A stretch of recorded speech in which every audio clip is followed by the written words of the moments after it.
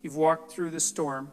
After all the pain, you finally rebuilt your peace, a kind of peace that no longer depends on anyone's promises or gaze. You've learned to live without reacting to everything, to breathe in silence, to feel whole even when you are alone. Everything slowly began to settle again.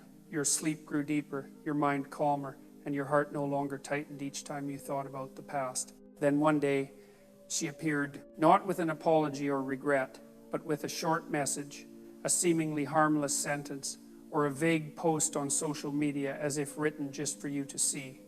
Your emotions stirred. You wondered, why now? Hadn't she already left?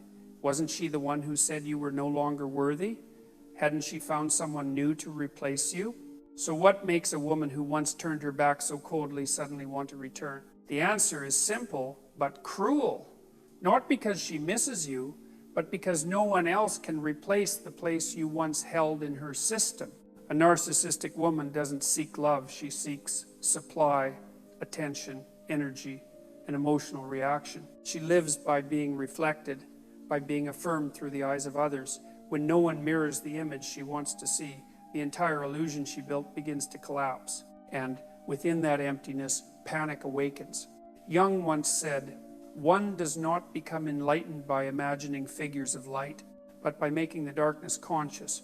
When she loses the mirror that once reflected the beautiful image she wanted to believe was herself, the real darkness begins to surface. This isn't love returning, it's an ego gasping for air. In this video, we'll walk through each stage of that collapse, from her calm facade to inner panic, from harmless messages to anger and manipulation, and finally to the disintegration of the mask she once believed was her real face. Remember, she doesn't come back out of love, but out of loss of control. And when you hold your peace, when you refuse to react, when you no longer allow her to enter your mental space, that's not just victory, that's proof you've truly healed. Because when the empath stops reflecting, the narcissist is forced to face their own darkness.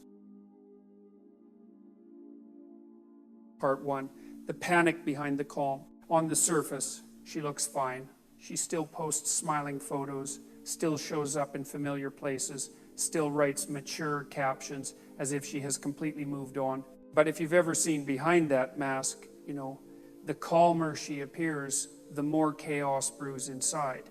That calm isn't healing, it's the stillness before the breakdown. Carl Jung once said, "What we deny in ourselves comes back to us as fate." For a narcissistic woman, what's denied is the inner emptiness. Since childhood, she learned to survive through the eyes of others. Every compliment, every reaction, every bit of admiration became a mirror that made her feel she existed. She doesn't know who she is without an audience. When you leave, when you stop reacting, you don't just disappear from her life. You extinguish the mirror she used to exist. What follows is panic. Not panic over losing you, but over losing the sense of existing. Jung called this the collapse of the persona. When the image we use to face the world is no longer reflected back, it begins to crack, exposing the shadow behind it. For the narcissist, this moment feels like a stripping of the soul. She feels erased from the emotional map of the world. No praise, no admiration, no reaction. She becomes invisible. To avoid that feeling, she acts. Action is the only survival mechanism her ego knows. She'll dig through old messages, reach out to admirers, text old flames, or post vague updates, anything to see if someone still looks her way. She doesn't crave love, she craves proof that she still has influence. Every like, every reply is a painkiller for an ego in withdrawal. Look closely and you'll see her behavior isn't stable at all. It has the rhythm of addiction. The emptier she feels, the more she chases the next dose. When there's no reaction, she'll provoke one, sometimes with drama, sometimes with half-hearted apologies. The motive never changes: to regain control of your emotions. This is one of Jungian psychology's greatest paradoxes. The more the ego tries to control, the stronger the shadow becomes. She doesn't realize that by running from the void, she's feeding it. The more she tries to prove she's fine, the more fractured she feels. The more she seeks attention, the more invisible she becomes. And that's when you begin to see your silence isn't emptiness, it's a mirror of truth. It reflects what she's been hiding from herself. While she keeps searching outward for reflection, you've begun looking inward. She runs from emptiness. You've learned to live within it, even to turn it into rebirth. Her panic isn't something to mock. It's the sign of a psyche collapsing under the weight of its own illusion. But don't forget, you were once trapped in that same vortex. You were once the one who tried to explain, to fix, to save. Now you know that's impossible. For the narcissist, truth isn't a journey, it's a threat. So when she looks calm, don't believe it. When she speaks of growth, don't be moved. What you see is only the surface of a breakdown. She's not healing, she's surviving. And while she scrambles to regain control, you only have to do one thing. Stay silent, because your silence is the loudest wake-up call she will ever hear in her life. Part 2, the search for supply. When panic begins to rise inside her, she doesn't try to understand it or feel it. She tries to escape it. And for a narcissistic woman, the only way to escape is to find a new source of supply, not because she wants to love someone, but because she needs someone to reflect her sense of existence. At this stage, she begins scanning through familiar faces, half-finished conversations, and people who once adored her. A few random messages are sent not to reconnect, but to test who still reacts. The first person to respond becomes the replacement candidate. But what she's looking for isn't affection, it's reflective energy. Every positive reaction becomes a small mirror that helps her rebuild the image of herself, beautiful, desired, important.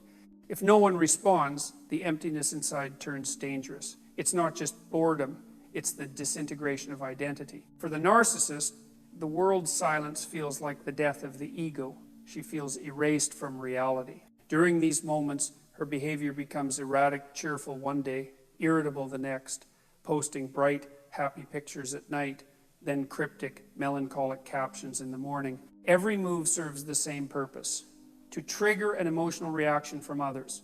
When she can't get a positive reaction, she'll settle for a negative one. Anger, arguments, even contempt, all are better than being ignored. Jung called this the hunger of an unindividuated soul. When a person has never developed a true inner life, they seek outer emotion to fill their internal void. She doesn't crave peace. She craves the sensation of existing, even if the price is chaos.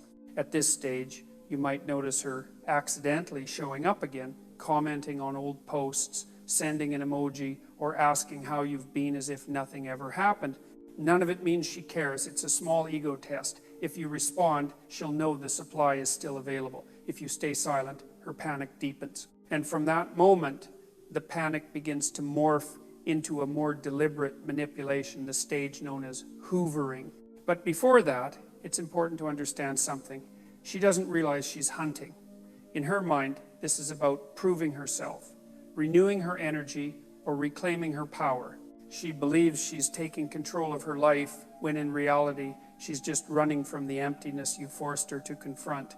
On a deeper level, this is the moment Jung described as the confrontation with the unacknowledged shadow. When the external world no longer responds, the human psyche is forced to look inward for real vitality. But the narcissist isn't ready for that. She was never taught how to sit with silence. To her, silence isn't peace, it's hell. So she keeps searching, repeating the same patterns with new people, believing that if she can just find someone to reflect back her illusionary light, everything will feel normal again.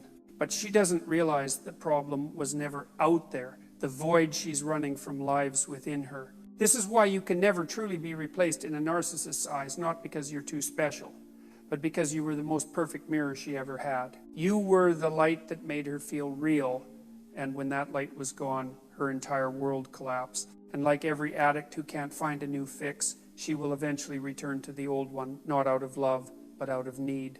That's when she enters the next phase. Hoovering, the desperate, artificial reconnection disguised as nostalgia. Part 3, hoovering. The desperate reconnection. When she can no longer find new supply, she starts looking back toward you. Not with love, but with survival instinct. A narcissistic woman doesn't return out of remorse, she returns out of lack of reflection. In her mind, you are still the brightest mirror she ever had. Hoovering may sound like a technical term, but it's deeply human. It's addiction to memory. When she sends you a seemingly harmless message, I accidentally heard our song today, or do you remember that cafe we used to go to? It's not nostalgia, it's emotional bait. The only goal is to see whether you'll react. If you reply, even with one sentence, she gets what she wants, proof that she still exists in your mind. And to a narcissist, that's oxygen. Jung once said, any relationship that is not made conscious will become fate. Hoovering is the unconscious ego's way of pulling you back into that old fate, the emotional addiction loop you both were trapped in. But unlike before, now you have awareness. You're no longer the savior, you're the observer. You can see how she provokes, charms, or even tests your calm, not out of love, but out of fear of losing control. At a deeper level, hoovering isn't a calculated plan, it's the spasm of a dying ego. When the false self has no one left to reflect it, it will do anything to reactivate an old connection. Just like an addict returning to the same bar to smell the familiar air, she returns to you not because she wants reconciliation, but because she cannot bear the silence you left behind. She will try many different approaches, sometimes sweet, sometimes fragile, sometimes furious. One day she texts, "I just want to apologize," and the next she publicly writes that you were the cruel one. This isn't inconsistency, it's the instinctive strategy of narcissistic psychology. When affection doesn't pull you back, she'll try guilt. When guilt fails, she'll try provocation. Any reaction from you, pity, anger, confusion, becomes fuel. If you've been through this before, you'll notice how skilled she is at creating a sense of familiarity. Just one phrase, a choice of words, or even an emoji can awaken buried memories. That's how she targets emotional memory, not logic. And if your inner footing isn't solid yet, you might think maybe she's changed, or maybe this time will be different. But the truth is, hoovering is never an invitation for change. It's a desperate attempt to restore the old dynamic. Jung had a term for this, enantiodromia, the reversal of extremes. When an energy is pushed to its limit, it transforms into its opposite. Hoovering is that reversal. After she pushed you away, she now tries to pull you back, not out of love, but because her energy has flipped direction. She cannot stand seeing you stable after she's gone. In her mind, your peace is an insult. On a deeper level, this is the unconscious ego's attempt to resurrect the old image like a lost spirit trying to re-enter a body that has already rejected it. But because she has no real understanding of her own shadow, every attempt to reconnect is born from fear, not love. In truth, every message, every sudden reappearance is a signal of her collapse. And for that reason, the most compassionate thing you can do isn't to respond, it's to stay silent. Not out of hatred, but out of awareness. Giving her a reaction now would be like handing a drink to an addict in withdrawal. In this context, silence is no longer a tactic, it's an act of conscious compassion. You don't help her by going back, you help her by letting her face the emptiness she's been running from. Jung called this the opportunity to become conscious of one's own shadow. But that opportunity only comes when no one else is holding her up. She will call your silence cold, heartless, even cruel. But remember, this is the same person who once manipulated your kindness to maintain control. This time, you don't react. And that lack of reaction is the most powerful blow to the narcissistic ego, because it destroys the illusion that she can control your emotions forever. Hoovering ends when she finally confronts the one truth she's spent her life denying. You have truly left, not just physically, but energetically. And from that moment, her despair will turn into anger, leading to the next phase, rage and blame. Part 4, rage and blame. This anger isn't always loud. Sometimes it comes wrapped in sweetness, laced with venom. I just want to understand why you changed so fast. Or, in public, ambiguous statements like, some people just pretend to be good until they get what they want. The goal isn't dialogue, it's emotional provocation. If you react, explain, defend, or express anger, she regains control. If you stay silent, her fury grows. This is where you'll witness the classic Darvo pattern described by psychologists: deny, attack, reverse victim and offender. She'll deny her faults, attack your credibility, and then flip the roles, painting herself as the victim and you as the villain. You're the toxic one. You made me act that way. You're the manipulator. None of these come from insight, but from the fear of exposure. Carl Jung called this projection of the shadow. When a person lacks the courage to face their darkness, they cast it outward and stick it onto others. You become the screen onto which she projects everything she cannot admit. her selfishness, her fear, her insecurity, her repressed shame. A narcissist's anger doesn't come from the heart, it comes from the collapse of control. She cannot bear the idea that you, the person who once served as her emotional property, are now living well, even happily, without her. In her mind, that's impossible. She once believed you would orbit her forever, needing her validation to feel worthy. But now, you no longer need it, and that realization shatters her entire identity structure. Her rage moves in two directions, outward and inward. Outward, she retells the story to friends, acquaintances, even new partners in a way that makes her look like the victim and you the villain. She needs an audience to maintain the illusion of power. Every person who believes her story becomes a painkiller for her ego. When no one believes her anymore, or when the story starts collapsing, the rage turns inward. She becomes bitter, volatile, sometimes self-destructive or depressed. This is the point Jung called the descent into the shadow, when every defense mechanism fails and the ego is forced to face its own emptiness. But instead of introspection, she takes the familiar route, creating new illusions to escape the old pain. That's why, after the anger and blame phase, you often see her suddenly reborn, posting cheerful photos, preaching about self-love, declaring she's moved on. It's not rebirth, it's a second flight from truth. Jung would call this regression of the ego, a retreat into old patterns to avoid confronting reality. What matters most in this stage is that you don't intervene, don't explain, don't try to make her understand. Every word you say will be twisted and recycled to strengthen her victim narrative. Truth isn't what she seeks control is. And your silence, once again, is your greatest protection. Remember, she isn't truly angry at you. She's angry at the reality that you're no longer her mirror. And that anger is proof that you've outgrown your old role. Eventually, her rage will fade, not because she's changed, but because the ego is exhausted. When every manipulation fails, when no one believes her stories, she will move into the next phase, the fake glow-up, the staged happiness that masks the quiet collapse within. Part 5, the fake glow-up after the anger and blame. She knows she's lost. But instead of pausing to reflect, she does the most familiar thing. She creates a new story of victory.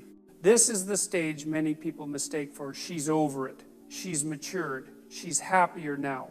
Look closely through Carl Jung's lens and you'll see it isn't healing. It's a refined performance by the ego trying to cover up a collapse. A narcissistic woman doesn't know how to feel inwardly.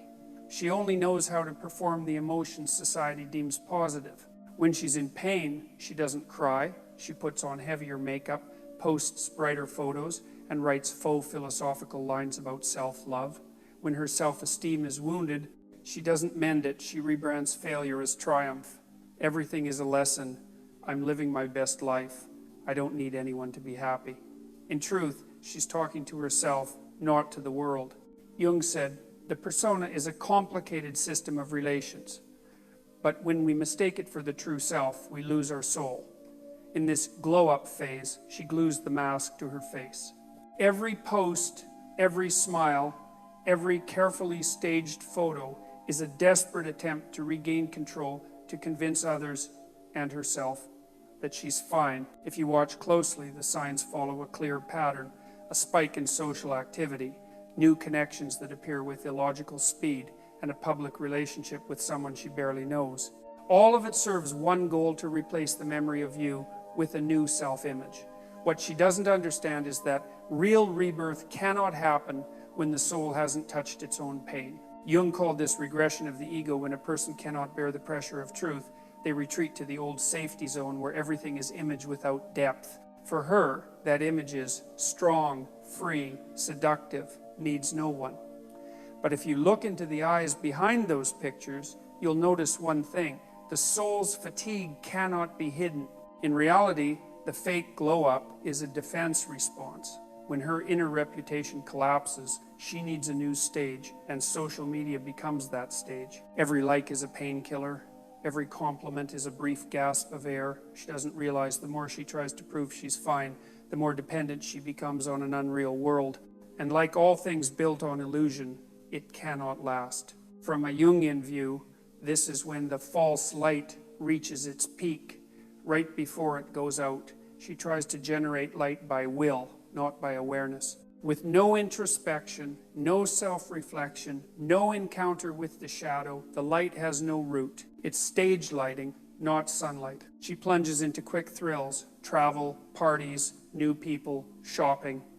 The freshness helps her forget for a moment, but the void returns. It becomes a new addiction cycle, addicted to praise, to being seen, to the role of I've become stronger. Meanwhile, as she's busy proving she's happy, the irony is you're truly at peace. You don't need to prove anything. You don't need an audience. You begin to enjoy ordinary days, quiet mornings, the small things she once despised. You don't need a stage because you've found the only audience worth hearing yourself. Soon she will realize that no glow-up is bright enough to hide the truth. You're gone, and the light she once borrowed no longer shines on her. When the stage lights go dark, the audience thins, the new person no longer satisfies, and excitement turns to exhaustion, the inevitable occurs, collapse. Jung called it Negredo, the soul's dark night, where every illusion is burned away, so one must face essence.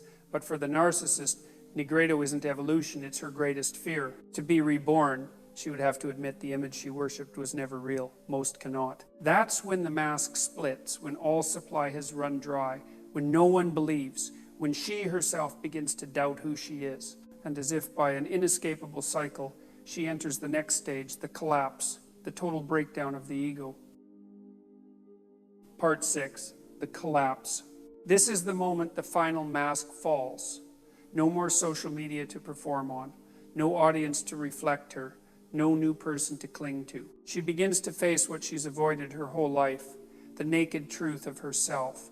Bitterly, that truth shows itself most clearly when she sees you peaceful, still, walking away without looking back. Jung said, there is no coming to consciousness without pain. For the narcissist, collapse isn't enlightenment, it's the deepest ego crisis. When every role has lost its power and no one believes her story, she falls into what Jung calls the unintegrated shadow, a terrain where the soul is bare, without false light, without the noise of admiration. Here, she begins to lose emotional regulation.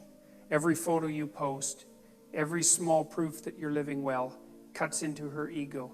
The calmer you are, the more she hurts. The quieter you are, the louder her own echo becomes. Deep down, she knows the person she believed she could control has moved beyond her reach. This isn't the pain of lost love, it's the pain of collapsed power. Her inner world was built on one assumption: I can control other people's emotions. When that collapses, the ego has nowhere to hold on. She feels invisible, erased from her own story. No one looks, no one listens, no one cares, and for a narcissist, that is hell. She may try one last grasp, feigned weakness or a desperate apology, but you are no longer who you were. You don't react, argue, or hate. You simply walk quietly, with dignity, consciously. That image breaks her completely, because for the first time, she realizes she has no power in your story anymore. Jung calls this a symbolic death of the ego. The false image dissolves, revealing an underdeveloped soul beneath. The narcissist doesn't see this as a chance for rebirth. She sees only loss. No one to blame, no one to mirror, no role to cling to. She free falls into emptiness where your silence thunders. At the deepest level, this is the punishment she feared most. Watching the one she once diminished rise not through revenge, but through peace. Everything she despised, truth, kindness, stillness, becomes what she cannot reach. She sees you smile genuinely, speak less, live-centered. Her world is illusion, yours has become real. In that contrast, she unravels, not in a single moment, but bit by bit. Each morning you don't reply. Each time she sees you happy without her. Each attempt to hook you that gets no old reaction. With every instance, her ego cracks a little more. She doesn't cry over losing you. She cries over losing the power to steer your emotions. She isn't lonely for lack of people, but for lack of a mirror. Jung describes this as the disintegration of a self that was never truly itself. For the narcissist, it's a slow, unseen, excruciating death. While she tries every way to regain light, new relationships, new posts, small dramas, you learn how to live without an audience. You don't need to win, prove, or convince, you just need peace.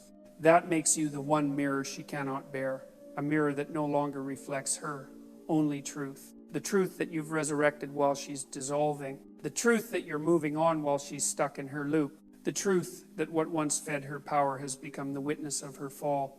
Jung said, people will do anything, no matter how absurd, to avoid facing their own souls.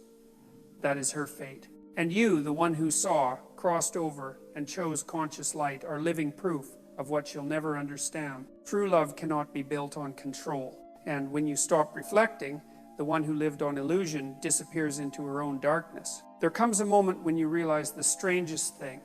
You no longer need answers. You don't need to know why she did what she did, how she's living now, or whether she regrets anything. When you truly heal, you understand every explanation is unnecessary because truth doesn't live in her story, it lives in your journey. Jung wrote, "We cannot change anything until we accept it." And you have. You've accepted that some people don't love to connect, they love to control. Some relationships don't arrive to last, they arrive to awaken. She didn't show up to destroy you, but to force you to see the parts of you that allowed control, that mistook kindness for compliance, compassion for self-sacrifice. You don't win by making her regret. You win by no longer needing to win. When you can look back and thank the storm, that's a sign of the soul's maturity. You're no longer trying to prove, you're simply living true. You start noticing the small things you once missed. The smell of morning coffee, sunlight through the window, birds at dawn. Peace is no longer a peak to conquer. It's the gentle rhythm of days lived in awareness. No more fury, no more reactivity, no more obsession, only presence. She may still try to appear through memory, illusion, or old tricks, but this time you won't be pulled in. Your silence isn't escape. It's a declaration that your energy is sacred and no one has the right to drain it. Jung said, "Who looks outside dreams, who looks inside awakens." You've crossed out of the long dream of dependency into awakening. You know how to love without dissolving, to give without losing yourself, to leave without hatred. And now, looking back, you no longer see a victim. You see a student of the soul. Those who hurt you were also those who forged you, forcing you to discover a strength you never believed you had. The storm has passed. She remains lost in her loops, while you walk lightly, no audience, no need for validation, carrying one simple, profound lesson. Peace is the highest form of justice. And sometimes true victory isn't about who's right, it's about who keeps their heart intact in the end.